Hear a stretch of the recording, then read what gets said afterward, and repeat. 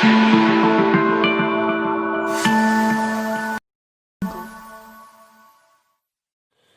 Good morning. मैं आपकी Rama ma'am और आपका बहुत बहुत स्वागत है मेरे यूट्यूब चैनल में रमा मैम क्लासेस। ये आज आपके लिए मैं लेकर आई हूँ बच्चों क्लास 10th से चैप्टर 15 प्रोबेबिलिटी। ठीक है, इसको हिंदी में बोलते हैं प्रायिकता या फिर संभावना अनुमान, लेकिन चैप्टर का नाम होगा प्रायिकता हिंदी वाले बच्चों के लिए। तो हिंदी मीडियम के बच्चे भी कंपैरिजन करके पढ़ सकते हैं आराम से मेरे वीडियोस से। तो चलिए, ये मेरा इंट्रोडक्शन पार्ट है। उससे पहले मैं आप सबको दीपावली की बधाई दे देती हूँ। आप सभी को दीपावली की बहुत बहुत बधाइयाँ। तो अब हम आगे बढ़ते हैं। प्रोबेबिलिटी का एग्जैक्ट वर्ड जो हिंदी में वो है प्रायिकता। बाकी हम नॉर्मल लैंग्वेज में उसको बोल देते हैं संभावना या अनुमान। किसी चीज़ की संभावना लगाना या अनुमान लगाना कि ये काम होगा कि नहीं होगा। ठीक है, कोई भी काम हो, कोई भी इवेंट हो, तो उसमें हमको थोड़ा सा कभी ऐसा लगता है नहीं यार ये इम्पॉसिबल है, अरे नहीं ये हो सकता है, इसके 50-50% चांस है, इसके 25% चांस है। तो वो एक हम अनुमान लगाते हैं, गैस करते हैं, जिसको हम पॉसिबिलिटी क्या है उसको हम बोलते हैं मैथमेटिक्स में प्रोबेबिलिटी। ठीक है, इंग्लिश में वर्ड्स लिखे हुए हैं मैंने, जैसे पॉसिबिलिटी, गैस करना या प्री एक्सेप्शन करना। तो ये सब किस में आते हैं? प्रोबेबिलिटी में। अब प्रोबेबिलिटी क्लास 9th में आपने पढ़ा है इम्पेरिकल प्रोबेबिलिटी, जिसको हम एक्सपेरिमेंटल प्रोबेबिलिटी कहते हैं। मीन्स ये इसमें जो भी इवेंट होते हैं या जो भी प्रोबेबिलिटी निकलती है वो हम सब एक्सपेरिमेंट करने के बाद ही आंसर निकालते हैं। ठीक है, उसको क्या कहते हैं? पहले इसका एक्सपेरिमेंट किया जाता है, फिर उसमें देखते हैं कि क्या क्या आंसर्स हमारे फेवर में है और क्या आंसर्स हमारे फेवर में नहीं है। मीन्स आंसर्स हमारे फेवर में वही होते हैं जो हम चाहते हैं। ठीक है, और जो हम नहीं चाहते वो हमारे अगेंस्ट हो जाते हैं, मीन्स हमारे फेवर में नहीं होते हैं। तो इम्पेरिकल प्रोबेबिलिटी क्या होती है? uses the number of occurrences of an outcomes within a sample set as a basis for determining the probability of that outcome. The number of times event X happens out of 1000 trials will be the probability of event X happening. Means आपने कोई event किया है, आपने कोई experiment किया है और उस एक्सपेरिमेंट को आपने 1000 टाइम्स किया है। ये जो 1000 टाइम्स है ये फिक्स नंबर नहीं है, ये 100 टाइम्स, 10 टाइम्स, 99 टाइम्स कुछ भी हो सकता है। ठीक है, लेकिन प्रोबेबिलिटी निकालने के लिए जितना ज़्यादा एक्सपेरिमेंट किया जाए प्रोबेबिलिटी उतनी अच्छी आती है। तो देखिए, कोई भी काम किया जिसको आपने 1000 बार किया, ठीक है, मान लीजिए आपने एक सिक्का ही उछाला, उसको 1000 बार आपने सिक्का उछाला, जिसमें से आपको 725 बार हेड मिला। ठीक है, 725 बार क्या मिला? हेड। और जो बाकी बचा 1000 में से 275, 275 आपको टेल मिला। ठीक है, तो यहाँ पे जो ये एक्स यूज़ किया गया ना, इवेंट एक्स, तो अगर मैं ये चाहती हूँ कि नहीं हेड आना चाहिए, ठीक है, मैं ये चाहती हूँ कि हेड आना चाहिए, तो मेरे फेवर में क्या हो गया? हेड हो गया। तो मैं किसको कंसिडर करूँगी? 725 को। मैं 725 के रिस्पेक्ट में प्रोबेबिलिटी निकालूंगी। ठीक है, मैं किसके रिस्पेक्ट में निकालूंगी प्रोबेबिलिटी? 725 के में, क्योंकि मेरे फेवर में तो हेड है, मैं हेड चाहती हूँ। ठीक, तो यहाँ पे यही कहा गया है कि कोई भी हम जब एक्सपेरिमेंट करते हैं, ठीक है, within sample set as a basis, एक सैंपल हम सेट करते हैं, मीन जो हम एक्सपेरिमेंट करते हैं उसी को। और यहाँ पे एग्जांपल दिया है कि मान लीजिए हमने 1000 बार ट्रायल्स किए और उसमें से एक्स बार जो हम चाहते थे वो हुआ। ठीक है, तो हम कहेंगे कि हाँ probability of event x happening, ठीक है, क्या हो जाएगी? यहाँ पे प्रोबेबिलिटी कैसे निकाली जाती है? 725/1000। ये चीज़ आपको आगे पता चलेगी, बट आपको यहाँ से ये क्लियर हो गया ना कि एक्स इवेंट क्या होता है, मीन्स जो हमारे फेवर में होता है और इसको प्रैक्टिकली किया जाता है, इस पर एक्सपेरिमेंट किया जाता है। ऐसा नहीं कि हमने अनुमान, उस पर भी प्रोबेबिलिटी नहीं की जाती। आप 1000 बार सिक्का उछालोगे और 1000 बार नोट करोगे कि हाँ कितने बार हेड आया है, कितने बार टेल आया है, उसके बाद हम प्रोबेबिलिटी निकालेंगे। तो इस तरीके के जो एक्सपेरिमेंट पे बेस्ड होती उस प्रोबेबिलिटी को हम कहते हैं इम्पेरिकल प्रोबेबिलिटी। जो एक्सपेरिमेंट पे बेस्ड होती है उसको हम कहते हैं इम्पेरिकल प्रोबेबिलिटी। ठीक है, तो इम्पेरिकल प्रोबेबिलिटी का हिंदी में नाम है अनुभाविक प्रायिकता। इसका फॉर्मूला देखिए, इसका फॉर्मूला ये होता है PE। E stands for event. E किसके लिए स्टैंड कर रहा है? इवेंट के लिए, जो भी हम एक्सपेरिमेंट कर रहे हैं उसके लिए। ठीक है, तो number of trials in which the event happen, means वो ट्रायल्स जिसमें हमारे फेवर में आंसर आया है। जैसे मैं हेड चाहती थी तो 1000 में से 725 में हेड आया है। ओके, ठीक है, होंगे तो पूरे 1000। हम 1000 बार सिक्का उछालेंगे और चेक करेंगे कि कब हेड आया है और कब टेल आया है। ठीक है, तो टोटल ट्रायल्स तो होंगे 1000। टोटल ट्रायल्स कितने होंगे? 1000। लेकिन उन 1000 में से सिर्फ 725 जो है वो मेरे फेवर में है। ठीक है, जो मैं चाहती थी।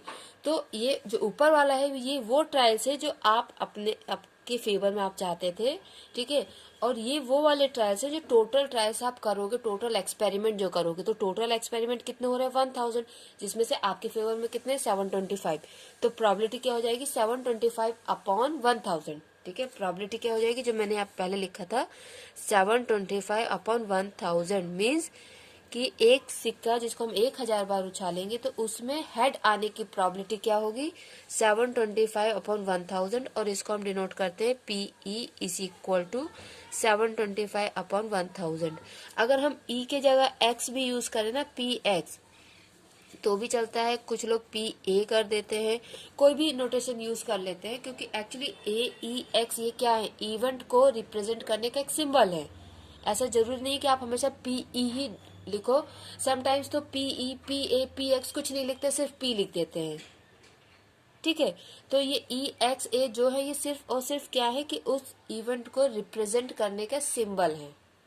अगर आपको अलग बुक में कहीं PE मिल जाए, किसी बुक में PX मिल जाए, किसी बुक में PA मिल जाए, कहीं सिर्फ P मिल जाए, तो इसमें आपको कंफ्यूज नहीं होना है। ये सिर्फ और सिर्फ प्रोबेबिलिटी को या इवेंट को रिप्रेजेंट करने के लिए सिंबल यूज कर रहे हैं। ठीक है, तो आपको ये फॉर्मूला समझ में आ गया। इसी को और दूसरे वर्ड्स में ऐसे लिखा जाता है, number of outcomes in which specified event occurs, means ऐसे आउटकम्स, ऐसे आंसर जिसमें एक स्पेसिफाइड इवेंट हुआ हो। जैसे मैं हेड चाहती थी तो हेड और टेल में से मेरे लिए स्पेसिफाइड इवेंट हुआ हेड, और नीचे क्या? Total number of trials, means same formula. अब क्या है कि इम्पेरिकल प्रोबेबिलिटी की कुछ लिमिटेशंस हैं। ठीक है, पैरिकल प्रोबेबिलिटी की कुछ लिमिटेशन है, वो क्या है? It cannot handle events with an infinite number of possible outcomes. ठीक है, अगर बहुत बड़ा कोई इवेंट करना है हमको तो एक्सपेरिमेंट करना थोड़ा सा टफ हो जाता है बहुत बड़े इवेंट के लिए। जैसे 1000 अगर हमने ट्रायल्स कर लिए, इसी को हमको मिलियन ट्रायल्स करने हो तो हमारे लिए थोड़ी सी दिक्कत हो सकती है, और बहुत ज़्यादा टाइम भी उसमें लगेगा। ठीक है, तो जो बहुत बड़े इनफाइनेट नंबर्स में अगर हमको कुछ करना होता है तो उसमें हमें जो आउटकम्स होते हैं वो भी उस हिसाब से नहीं मिलते जैसे हम चाहते हैं। इसके अलावा क्या होता है? It also cannot handle event where each outcomes is not equally likely. ठीक है, और उन इवेंट्स में भी प्रॉब्लम होती है जिसमें अगर ये है कि जैसा हमने सिक्का उछाला तो हमको पता है या तो हेड आएगा या टेल आएगा, तो ये इक्वली आउटकम हुआ। ठीक है, मतलब कुछ ना कुछ तो आ रहा है। हमने एक अगर डाई को उछाला, जो सांप सीढ़ी खेलने वाला नहीं होता है, ठीक है, डाइस, उसको अगर हमने उछाला तो हमको पता है कि 1 से लेके 6 तक कोई ना कोई नंबर आएगा। ठीक है, तो ये भी एक इक्वली आउटकम का मीन्स कुछ ना कुछ आउटकम को मिल रहा है। लेकिन जिसमें कुछ फिक्स ही ना हो कि क्या आउटकम आ सकता है क्या नहीं आ सकता है, तो ऐसे इवेंट में भी हमको प्रॉब्लम होती है। इसके अलावा हम हर चीज का एक्सपेरिमेंट नहीं कर सकते हैं। ठीक है, कुछ कॉस्ट इफेक्टिव भी होना चाहिए। अगर हम ये सोचे कि हाँ एक बार सैटेलाइट भेज के देख लो, फिर देखते हैं कि क्या आउटकम्स आता है। अच्छा, इस बार ये आउटकम आया है, थोड़ा सा हमने नोट कर लिया उसको। अच्छा, एक और भेज के देख लो, अगले हफ्ते दूसरा भेजो, फिर तीसरे हफ्ते तीसरा भेजो, तो ये पॉसिबल नहीं है। ठीक है, कुछ प्रैक्टिकल चीजें पॉसिबल नहीं है क्योंकि वो बहुत ज्यादा टाइम कंज्यूमिंग भी हो सकती हैं, बहुत ज्यादा उसमें पैसा भी लग सकता है। तो हर चीज का एक्सपेरिमेंट करना थोड़ा सा पॉसिबल नहीं हो पाता है। और कुछ चीजें तो ऐसी होती है जिसके ट्रायल्स हम सिर्फ लिमिटेड कर सकते हैं। जैसे मैंने आपको सैटेलाइट का एग्जांपल दिया है, तो उसके ट्रायल्स तो हम लिमिटेड कर सकते हैं। दूसरा एग्जांपल हम ले सकते हैं अर्थक्वेक का, कि भाई इस पर्टिकुलर रीजन में जब ऐसा अर्थक्वेक आएगा तो उससे क्या क्या नुकसान हो सकते हैं, इसकी क्या क्या प्रॉबिलिटीज हैं। तो हर बार हम ऐसा तो नहीं करेंगे कि जानबूझ के अर्थक्वेक लेकर आए। ठीक है, और छोटे बड़े हर प्रकार के कम ज्यादा शक्ति वाले वो उसमें अर्थक्वेक लेकर आए और फिर उसको नोट डाउन करें, फिर उसकी प्रॉबिलिटी निकाले। ऐसा तो है नहीं। जब भी आएगा हम उसके लिए पहले से तैयारी करके रखेंगे कि हाँ भाई ऐसा हो सकता है, या कहीं और पहले आ चुका है तो उससे हम थोड़ा सा एक प्रॉबिलिटी निकाल के रखते हैं कि इस तरीके का लैंड होता है या इस तरीके का एरिया होता है, तो ऐसे इतनी तेज भूकंप आने पे, कम आने पे ये नुकसान हो सकते हैं, तो हम उसके बेसिस पे पहले से तैयारी करके रख सकते हैं। बट हर बार का हम इंतजार नहीं कर सकते हैं। ओके तो कुछ ऐसे इवेंट्स होते हैं जिसको हम एक्सपेरिमेंट नहीं कर सकते, बहुत टाइम कंज्यूमिंग होते हैं, बहुत उनमें पैसा लगता है, इकोनॉमिकली वो हमको सूट नहीं करते हैं। ठीक है, और कुछ इवेंट्स ऐसे होते हैं जिसको हम कर ही नहीं सकते हैं, बहुत ज़्यादा टाइम, बहुत ज़्यादा बार नहीं कर सकते। और कुछ इवेंट ऐसे होते हैं जिसको अगर बहुत बार करो, 1000, 1 मिलियन, 1 लाख टाइम्स करो, तो उसमें हमको वो आउटकम्स ही नहीं मिलते हैं जो हम चाहते हैं। ठीक है, तो ये थोड़ी सी लिमिटेशंस हैं जो इम्पेरिकल प्रोबेबिलिटी में होती हैं। इसका एडवांटेज क्या होता है कि ये ना अपनी सोच से, थोड़ा एक्सेप्शन से जो हम इमेजिन करते हैं उससे बाहर होता है, क्योंकि सब कुछ एक्सपेरिमेंट पे बेस्ड होता है। ठीक है, इसमें कुछ भी हमको एक्सेप्शंस नहीं करने होते हैं कि हमने एक्सेप्शन कर लिया, नहीं अगर हम इसको ऐसा करेंगे तो शायद ऐसा आएगा, वैसा करेंगे तो शायद वैसा आएगा, ऐसा कुछ भी नहीं है। आप एक्सपेरिमेंट कर रहे हो, आपको आउटकम मिल रहा है। एक्सेप्शंस पे, आपकी इमेजिनेशन पे, आपकी सोच पे कुछ भी डिपेंड नहीं करता है इसमें। ये इसका बहुत बड़ा एडवांटेज है। तो ये हो गया आपके लिए इम्पेरिकल प्रोबेबिलिटी का इंट्रोडक्शन। ओके, अब ये दूसरा है जिसमें हमें कुछ एक्सेप्शंस करने पड़ते हैं। ठीक है, कुछ एक्सेप्शंस करने पड़ते हैं। ये प्रोबेबिलिटी का दूसरा टाइप है जिसको हम थियोरिटिकल प्रोबेबिलिटी कहते हैं। क्या कहते हैं? थियोरिटिकल प्रोबेबिलिटी या फिर क्लासिकल प्रोबेबिलिटी। ठीक है, कोई भी एक्सपेरिमेंट जब किया जाता है तो उसमें कुछ अगर हमने पहले से एक्सेप्शंस मान लिए, ठीक है, तो क्या होता है कि हमें उस एक्सपेरिमेंट को बार बार रिपीट नहीं करना पड़ता है, या फिर इसके जो रिपीट करने के नंबर्स होते हैं वो थोड़े कम हो जाते हैं। हमने एक बार एक्सपेरिमेंट किया और उससे हमने कुछ एक्सेप्शंस किए कि हाँ ऐसा करेंगे तो ऐसा हो जाएगा, फिर हमने वो एक्सपेरिमेंट किया। ठीक है, तो in experiments where we are prepare to make certain exceptions, the repetition of an experiment can be avoided. ठीक है, हमने एक बार एक्सपेरिमेंट किया और उसके बेसिस पे कुछ एक्सेप्शंस बना लिए, तो उस एक्सपेरिमेंट को रिपीट करने के जो चांसेस होते हैं उसको हम अवॉइड कर सकते हैं। वो हमारे लिए टाइम सेव होता है और इकोनॉमिकली भी अच्छा होता है वो। As the exceptions help in directly calculating the exact probability theoretical. ठीक है, ये थ्योरी पे बेस्ड करते हैं, इसमें एक्सपेरिमेंट वाला काम कम है। ठीक है, तो अगर ये जो एक्सेप्शंस होते हैं ये हमारी हेल्प करते हैं कि हम डायरेक्टली कैलकुलेट कर लें प्रोबेबिलिटी को, एक्सपेरिमेंट नहीं करें, सिर्फ एक्सेप्शन के बेसिस पे हमने प्रोबेबिलिटी को कैलकुलेट कर लिया। The exceptions of equally likely outcome is one such exceptions leads to definition of probability of an event.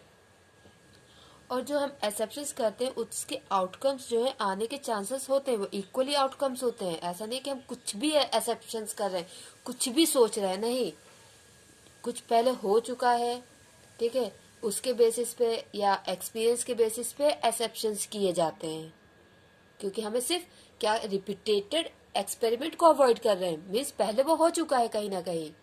ठीक है, उसके बेसिस पे हम एज्यूम कर रहे हैं।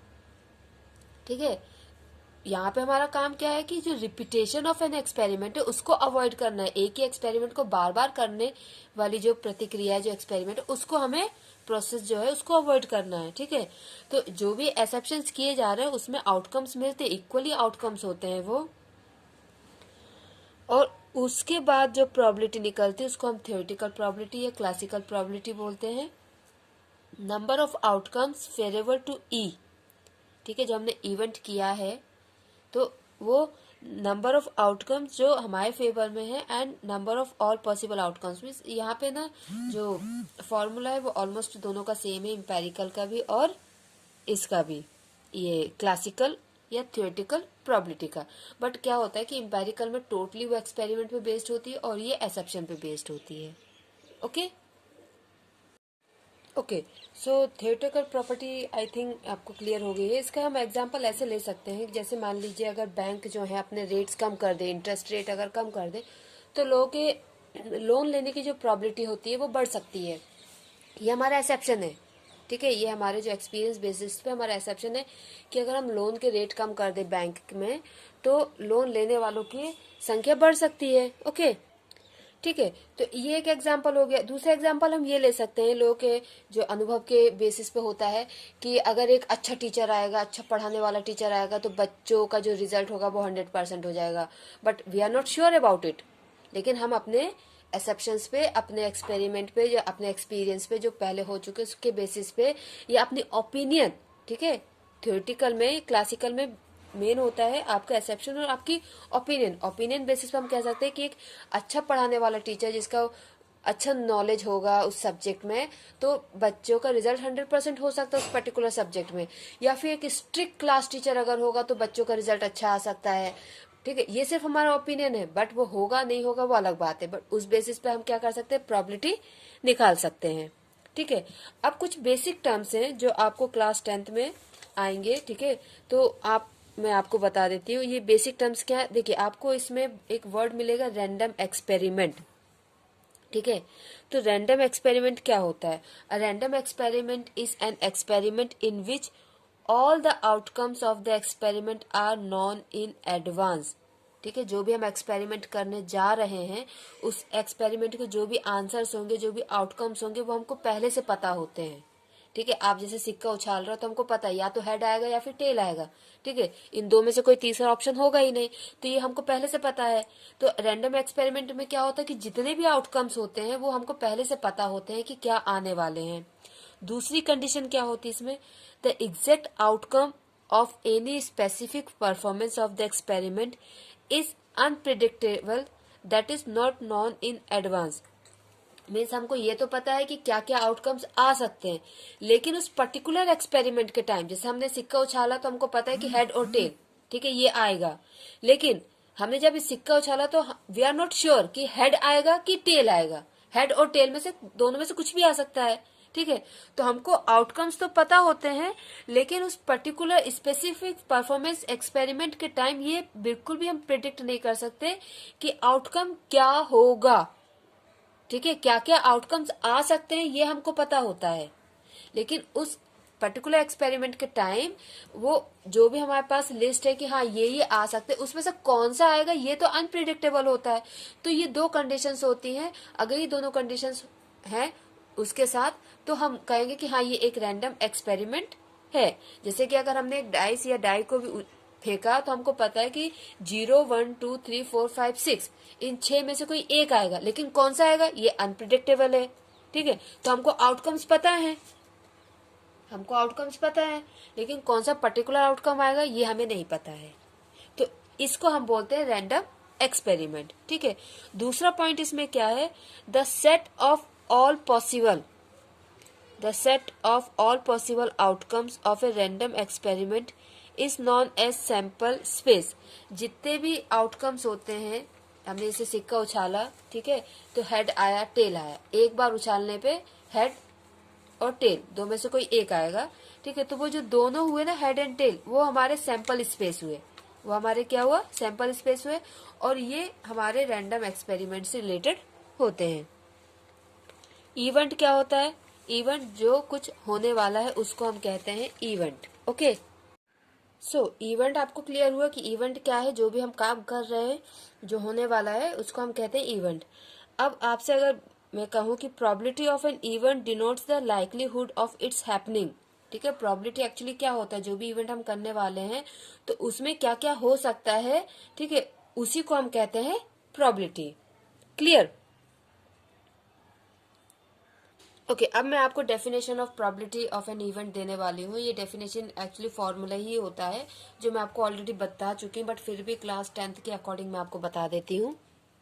ठीक है, if there are n possible outcomes. ठीक, आपने कोई एक्सपेरिमेंट किया, कोई इवेंट किया, उसमें एन पॉसिबल आउटकम्स हैं कि इतने आउटकम्स आ सकते हैं, associated with a random experiment. और ये किससे रिलेटेड होगा? रैंडम एक्सपेरिमेंट में। And m of them are favourable to the event A. हमने कोई इवेंट का यहाँ पे नाम भी दिया कि एक हमने इवेंट किया है ए, मान लीजिए हमने सिक्का ही उछाला है, ठीक है, 100 बार हमने सिक्का उछाला है, तो उसमें से n पॉसिबल आउटकम्स हो गए। n possible outcomes means total outcomes कितने होंगे? 100। ठीक है, और हमको पता उन 100 में या तो हेड होगा या टेल होगा। अब उन 100 में से, लेकिन हमको चाहिए टेल, ठीक है, हमको क्या चाहिए, टेल। तो 100 में से जो m है, m जो है वो टेल है, m क्या है, टेल है। m of them are favourable, वो हमारे फेवर में, क्योंकि हमको टेल चाहिए था। और इवेंट का नाम क्या है, ए, सिक्का उछालना मीन्स ए, ठीक। Then the probability of happening of A is denoted by P A, ठीक है। तो हमारे फेवर में मीन्स ए आ रहा है, ठीक है। तो पी ए, टेल आने की प्रोबेबिलिटी क्या हो जाएगी, जिसको हम पी ए से डिनोट करेंगे, क्योंकि इवेंट ए है, जैसे हमने वहाँ पे पी ई लिखा था तो हम पी ए लिख रहे हैं यहाँ पे, ठीक है। इस denoted is defined as the ratio m upon n। तो प्रोबेबिलिटी कैसे निकाली जाती है कि जो फेवरेबल आउटकम्स हमारे फेवर में है और टोटल आउटकम्स, ठीक है। जो मैंने आपको एम्पेरिकल और थियोरेटिकल प्रोबेबिलिटी में फॉर्मूला बताया था, सेम यही फॉर्मूला, लेकिन यहाँ पे आपको हर एक लेटर का यूज करके समझाने की कोशिश की गई है, ठीक है। तो पी ए इक्वल टू क्या हो जाएगा, number of favourable outcomes upon total number of possible outcomes. कि वो आउटकम्स, ऊपर क्या है, वो आउटकम्स जो हमारे फेवर में हो, नीचे क्या है कि जो टोटल पॉसिबल आउटकम्स आ सकते हैं वो हैं, ठीक है। तो पी ए इक्वल टू क्या हो जाएगा, m upon n। P A क्या हो जाएगा, m अपॉन n। जैसे मान लीजिए, एग्जाम्पल ही ले लीजिए कि टेल जो है वो आया था 100 में से 25 बार, ठीक है। तो इसकी प्रोबेबिलिटी क्या हो जाएगी, 25 upon 100, that is equal to 1 upon 4। तो प्रोबेबिलिटी क्या हो गई, 1 अपॉन 4। 1 को आप 4 से डिवाइड करोगे तो आंसर आएगा 0.25, ठीक है। तो टेल आने की प्रोबेबिलिटी क्या हुई, 0.25, ओके, ठीक। तो अब आपको ये जो 6th पॉइंट है इसको थोड़ा ध्यान से समझिए। जो m और n की वैल्यू होती है, m की जो वैल्यू होती है, m की वैल्यू 0 से बड़ी या 0 के बराबर होती है।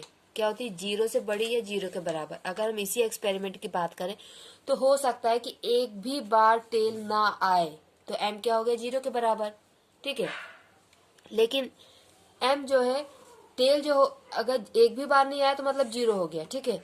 हो सकता है आपने 100 टाइम्स जो सिक्का उछाला है तो 100 के 100 बार पूरा 100 टाइम्स टेल ही आया हो, तो m इक्वल टू n भी हो सकता है। तो m की वैल्यू जो होती है वो 0 से n तक है, ठीक है, 0 टू n। तो यही दिए कहा गया है, m is equal to 0 and greater than 0, m is less than n and greater equal to n, less than n and equal to n। Means ऊपर वाला जो नंबर होता है वो 0 या 0 से बड़ा होता है और इससे छोटा या इसके बराबर होता है, ठीक है।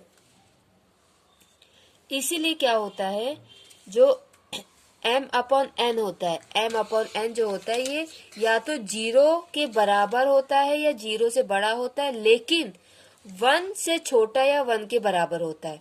आप इसी एग्जाम्पल को अगर लेके चले तो देखिए क्या होगा। अगर टेल टोटल 100 बार आया है, सॉरी 100 बार, और हमारे ट्रायल कितने थे, वो भी 100 थे, तो प्रोबेबिलिटी ऑफ टेल क्या हो जाएगी, 100 टाइम्स आया है और टोटल आउटकम्स भी 100 थे, मीन्स 1, ठीक है। और अगर टेल आपका 0 टाइम्स आया है, 0 टाइम्स, ठीक, और ट्रायल आपके 100 है, तो प्रोबेबिलिटी ऑफ टेल क्या हो जाएगी, 0 upon 100, that is equal to 0, ठीक। इसके बाद हमने ये एक एग्जांपल लिया था तो 0.25 आई थी। इसका मतलब क्या हुआ कि जो प्रोबेबिलिटी होती है वो हमेशा 0 के बराबर या 0 से बड़ी होती है, लेकिन 1 के बराबर और 1 से छोटी होती है। और ये बहुत इंपॉर्टेंट पॉइंट है, ये बहुत ज्यादा इंपॉर्टेंट पॉइंट है, क्योंकि अगर आपको ये पता है और अगर आपका आंसर 0 से कम आता है या फिर मीन्स नेगेटिव में आता है या 1 से ज्यादा आता है, दैट मीन्स कि आपने क्वेश्चन पढ़ने में गलती की है या फिर आंसर निकालने में गलती की है। तो कुछ इन पॉइंट से भी हम एग्जाम में बहुत हमको मदद करते हैं हमारे आंसर्स को चेक और रिचेक करने में, ठीक है। तो प्रोबेबिलिटी क्या होती है, हमेशा 0 के बराबर या 0 से बड़ी होती है और 1 के बराबर या 1 से कम होती है, ठीक है। तो उन्होंने यहाँ पे p की जगह रेशियो लिया है m अपॉन n, क्योंकि ये भी तो प्रोबेबिलिटी ही हमने निकाली है, ठीक। तो ये आपको क्लियर हुआ। इसका मतलब क्या हुआ कि सारी की सारी प्रोबेबिलिटी 0 से बड़ी और 0 के बराबर होती है और 1 के इक्वल या 1 से कम होती है, ठीक है। अब इसके अलावा क्या है, 7th पॉइंट आप देखिए। Since the number of variable outcomes in which the event A will not happen is n minus m, ठीक है, इसको समझिए आप।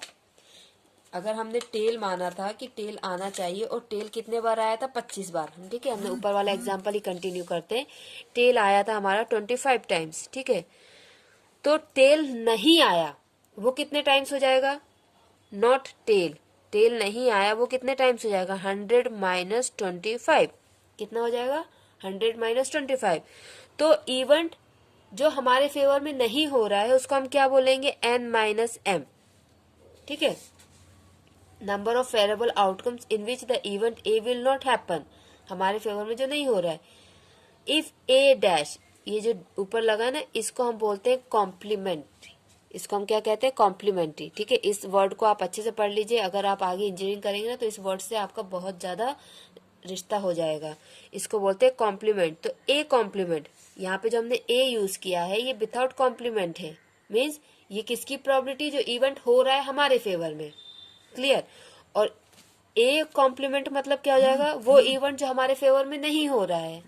ठीक है, जो हमारे फेवर में हो रहा है उसको सिंपल हम ई, एक्स और ए से डिनोट करेंगे, P x, P E, P A. और जो हमारे फेवर में नहीं हो रहा है उसके ऊपर हम कॉम्प्लीमेंट का साइन लगा देंगे, P A complement, P E complement, P X complement. Clear. If P sorry if a complement denotes not happening of an event A, then the probability of PA complement of non happening of event A is given by, तो उसकी probability क्या होती है, n minus m upon n। ठीक है, ये मैं आपको क्लियर कर चुकी हूँ ना, 100 माइनस 25 क्या होगा, n माइनस m। तो नॉट हैपनिंग की प्रोबेबिलिटी क्या हो जाएगी, जो हमारे फेवर में नहीं आ रहा है, मीन्स टेल नहीं आ रहा है, तो उसकी प्रोबेबिलिटी क्या हो जाएगी, n minus m upon n total time. Clear.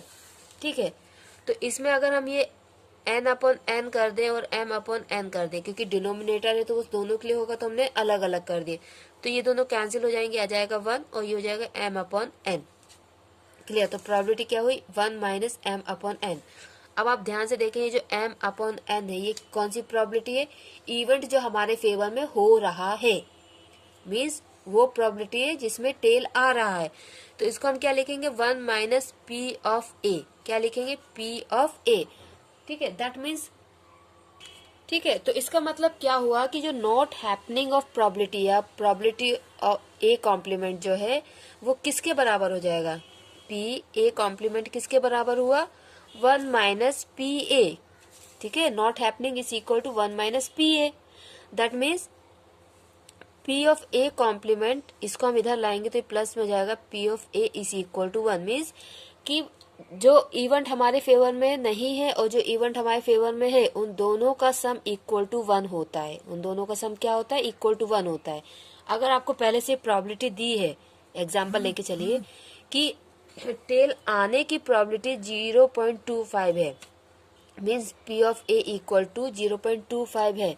अब आप बताइए टेल ना आने की प्रोबेबिलिटी क्या होगी, तो आप क्या करेंगे, डायरेक्ट 1 माइनस 0.25 कर देंगे, दैट इज इक्वल टू 0.75, क्योंकि ना आने की प्रोबेबिलिटी इक्वल टू क्या होता है, 1 माइनस पी ऑफ ए आने की प्रोबेबिलिटी। ठीक है, तो इस फॉर्मूले से आप इस टाइप के क्वेश्चंस आते हैं।